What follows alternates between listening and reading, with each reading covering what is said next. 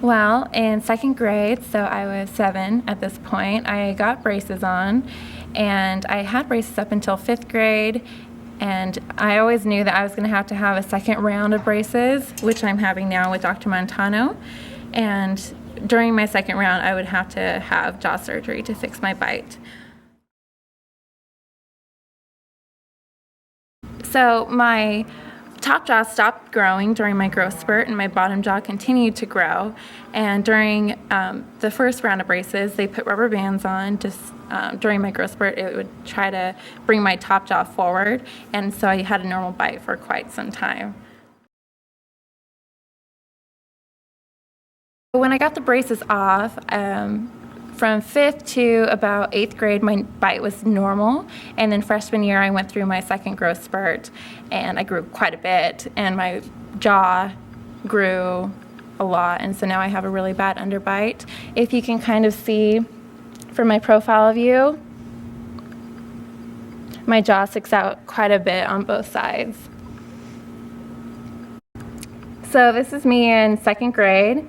If you can kind of see, you think those are the top teeth, my top jaw showing, but those are my bottom jaw teeth showing. So my top jaw is completely hidden behind my bottom jaw.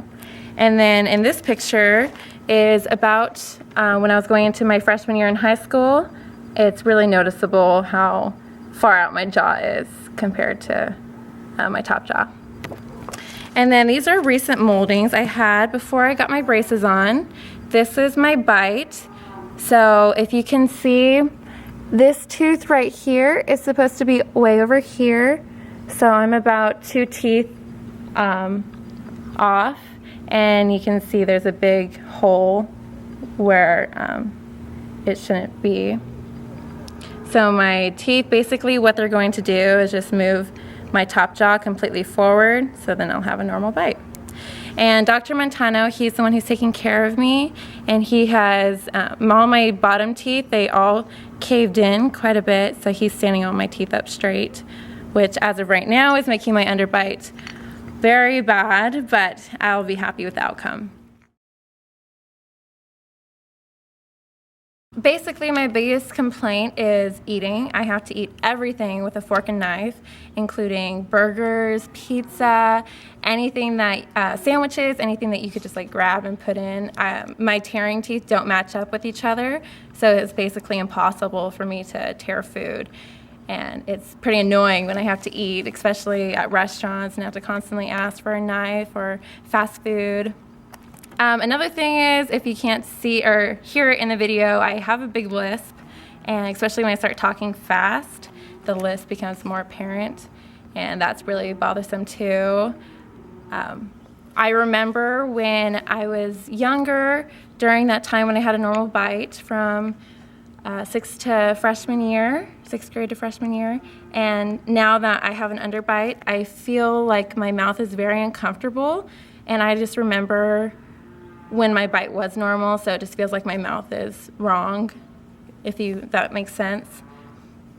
Also, my smile, I don't smile like I used to. Now my smile is very awkward looking, and it feels uncomfortable and looks like I'm fake smiling.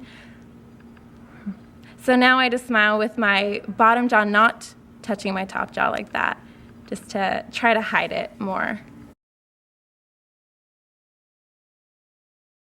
As I've mentioned before, Dr. Montano is the one who began my orthodontic treatment in last October, so he's been taking care of me this whole time, just standing my teeth straight up and making it easier for my surgeon to move everything around and get correct placement. My surgeon, his name is Dr. Fensensfeld, and he is in UCLA at the School of Dentistry.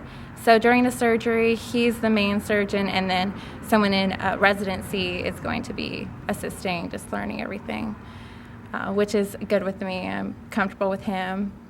And during the surgery, basically what's going to happen is this whole time I thought they were doing top and bottom jaw surgery, but today I just found out that they're only doing the top. So they're going to cut 3/4 of the way around, not all the way around because they don't want to have nerve damage, and they're going to push my top jaw up and forward toward my nose. So I'm going to have a considerable amount of swelling. And but basically my jaw will be completely normal and I'll have a good bite. And then I have to continue my braces treatment for about another year. And then after that, I am good to go with a normal smile. After the surgery is going to last 4 hours. So I'm going to have a splint between my teeth, which is going to hold everything shut. I have surgical hooks on right now, so they're going to rubber band everything really tightly together so I won't have any mobility in my jaw. And that's going to last for a week. And I'm going to be on a purely liquid diet for 4 to 6 weeks. I weigh 128 pounds right now, and I'm a size 2, so I'm going to see how much weight I lose. Hopefully not that much, but they expect about 10 to 15 pounds to be lost. I need to be walking around just to get the blood flowing.